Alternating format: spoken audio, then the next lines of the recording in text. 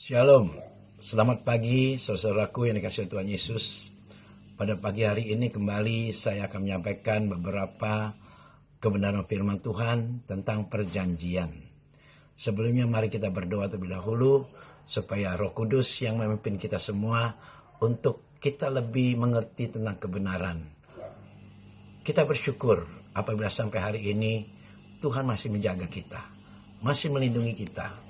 Walaupun ada di antara kita yang stres, mungkin juga agak tegang, kesel, marah-marah, karena sudah bosan sampai 3 bulan kita di rumah. Tapi biarlah ini menjadi penghiburan buat kita semua, di mana Tuhan juga berjanji kepada kita untuk selalu menepati janjinya. Mari kita berdoa. Bapa di sorga, terima kasih untuk pagi yang indah ini Tuhan, di mana Engkau berikan kesegaran bertubuh hamba-Mu. Hamba baru saja membersihkan badan dan hamba sangat segar. Hamba merasakan bahwa kasih karunia Tuhan begitu besar atas hidup hamba-Mu. Hamba ingin sekali membagi-bagikan berkat ini, berkat rohani, jasmani untuk kita menerima firman dari Tuhan. Biarlah firman ini menjadi berkat buat kita semua. Terima kasih Tuhan, berbicaralah karena hamba-Mu siap untuk menyampaikan firman Tuhan. Dalam nama Tuhan Yesus, yang siap diberkati Tuhan, katakan amin. Ini mungkin kita tidak bisa ketemu hanya sekali. Ini akan bersambung karena cukup panjang tentang perjanjian Tuhan dengan manusia. Mari kita membaca dulu firman Tuhan dari kitab Kejadian 9 ayat 9. Demikian firman Tuhan. Sesungguhnya aku mengadakan perjanjianku dengan kamu dan dengan keturunanmu, dan dengan segala makhluk hidup yang bersama-sama dengan kamu, burung-burung, ternak, dan binatang-binatang liar di bumi yang bersama-sama dengan kamu, segala yang keluar dari batra itu, segala binatang di bumi. Maka kuadakan perjanjianku dengan kamu bahwa sejak ini tidak ada yang hidup yang akan dilenyapkan oleh air bah lagi, dan tidak akan ada lagi air bah untuk memusnahkan bumi. Dan Allah berfirman, inilah tanda perjanjian yang kuadakan antara aku dan kamu serta segala makhluk yang hidup yang bersama-sama dengan kamu, turun-temurun untuk selama-lamanya. Busurku kutaruh di awan, supaya itu menjadi tanda perjanjianku antara aku dan bumi. Itulah janji Tuhan. Busur itu ialah pelangi. Apabila kita masih melihat pelangi di atas bumi, di atas langit, itu tandanya janji Tuhan dengan manusia, bahwa Tuhan tidak akan menghancurkan manusia lagi dengan air. Nah, kita perlu mengerti makna yang sesungguhnya dan yang lengkap yang terkandung dalam satu ikat janji. Istilah ikat janji ini merupakan ungkapan yang jarang dipakai dalam kehidupan sehari-hari. Biasanya orang hanya berurusan dengan janji, promise dari sesamanya. Janji itu sering dibuat, sering dilanggar atau tidak ditepati. Kita semua selalu was-was dan waspada jika menerima janji dengan seseorang. Takutnya mereka hanya janji. Oleh karena itu kita tidak boleh janji hanya sembarang janji. Tepatilah janji Anda kalau Anda sudah berjanji, supaya Anda bisa dipercaya. Apakah janji akan ditepati? Meleset sedikit atau bahkan tidak dipenuhi sama sekali.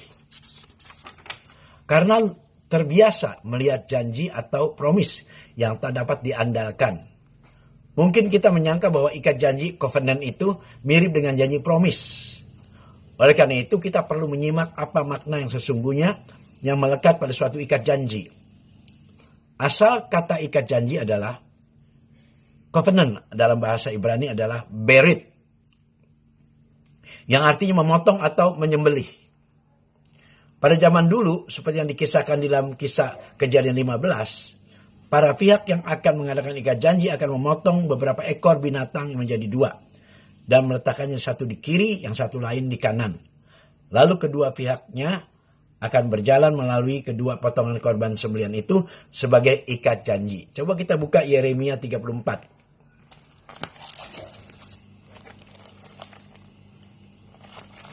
Yeremia 34 ayat 18.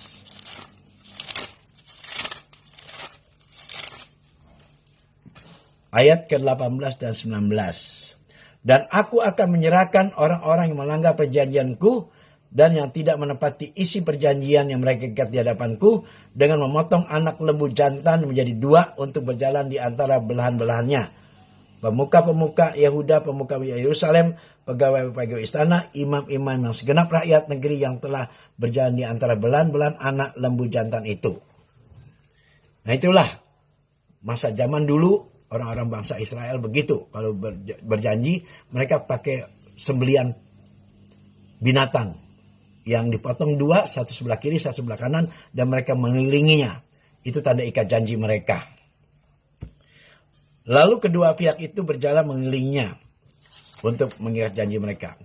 Di dalam Alkitab bahasa Indonesia, kata covenant diterjemahkan menjadi perjanjian.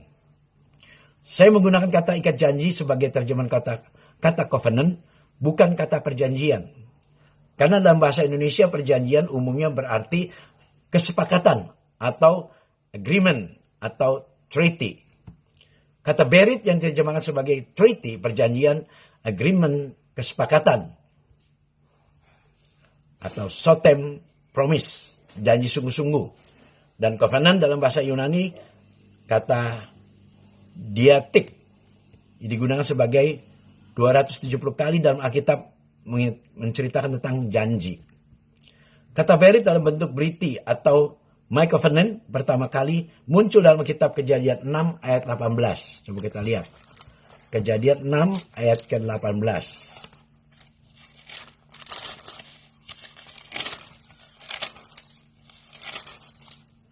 Demikian firman Tuhan. Tetapi dengan engkau, aku akan mengadakan perjanjianku. Dan engkau akan masuk ke dalam bahtera itu. Engkau bersama-sama dengan anak-anakmu dan istrimu dan istri anak-anakmu. Itu cerita tentang janji atau berit. Kata perjanjianku atau briti dalam bahasa Ibraninya terdiri dari huruf bet atau B, res R, yod I atau T yod I atau bahasa briti. Ya, karena huruf-huruf Ibrani merupakan alfabet piktografi, yaitu huruf-huruf yang berasal dari gambar-gambar yang mempunyai arti tertentu. Bet berarti rumah atau B atau keturunan seperti dalam The House of David atau keturunan Daud. Res R berasal gambar kepala laki-laki. Huruf bet dan res atau BR membentuk kata bar yang artinya anak. Yod adalah huruf yang berasal dari gambar tangan. Tau berasal dari gambar salib seperti huruf T, artinya piktografi, dan dari kata briti. Anak dengan tangan-tangan disalib itu gambaran Tuhan Yesus disalib yang sudah dinubuatkan di dalam perjanjian Tuhan. Sejak Adam dan Hawa jatuh dalam dosa, Tuhan menyediakan rekonsiliasi bagi hubungannya dengan manusia. Suatu jalan keselamatan melalui suatu ikat janji yang digenapi dalam perjanjian baru melalui Tuhan Yesus. Apabila Anda menginginkan suatu hubungan yang berkualitas dengan Tuhan, yang sesuai dengan keinginan hatinya, yang penuh berkat berkelimpahan, mulailah hidup dalam suatu ikat janji dengan Tuhan. Oleh karena itu saya ingatkan saudaraku, di dalam saya pelayanan dengan Tuhan, selalu ada janji yang saya sampaikan kepada Tuhan. Seperti waktu saat saya bertobat, saya bilang, saya berjanji sama Tuhan, Tuhan akan lihat bagaimana saya nanti. Tuhan akan bosan mendengar kesaksian saya yang saya mengatakan bahwa Yesus adalah Tuhan yang baik. Itulah ikat janji. Dan saya lakukan sampai hari ini. Kemanapun saya pergi, saya akan bersaksi. Saya akan ceritakan Yesus adalah the best dalam hidup saya. Itu janji. Dan saya kalau sudah bertobat, dan selama-lamanya, saya tidak akan mengingkari janji saya. Oleh karena itu, itulah rahasia untuk supaya kita disayang oleh Tuhan. Jangan ingkar janji dengan Tuhan. Saya senang sekali dengan Tuhan. Kenapa saya dipakai Tuhan? Karena saya selalu mengingat janji-janji saya dengan Tuhan. Sekali saya tidak berjudi, selama-lamanya saya tidak berjudi. Sekali saya tidak merokok, selama-lamanya saya tidak merokok. Dan saya mulai minum air putih sudah 2 tahun saya tidak minum air yang lain. Itu janji saya. Untuk kesehatan, saya sudah hampir 4 bulan saya tidak makan kerupuk. Karena saya takut batuk. Saya ingin umur panjang. Dan mulai hari ini dan selanjutnya saya mulai mengurangi goreng-gorengan. Supaya kita panjang umur. Saudara, kalau saudara tahu makan yang beracun atau menyusahkan hidup kita, dan makan yang membuat kita jadi susah atau sakit-sakitan, apa salahnya kita buang? Seperti saya tidak pernah makan otak kambing lagi. Ketika saya tahu kolesterol saya tinggi, saya tidak akan makan otak kambing. Sudah 10 tahun saya tidak pernah makan otak kambing. Sebenarnya itu kesukaan saya. Saya waktu belum bertobat makan otak kambing. Kalau saya pergi ke soto kambing, kalau nggak ada otaknya, saya batal. Saya selalu suka otak kambing.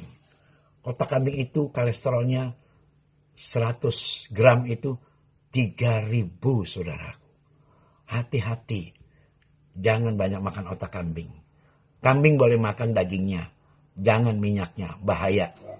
Oke? Saya sayang kalian. Saya ingin Anda supaya panjang umur.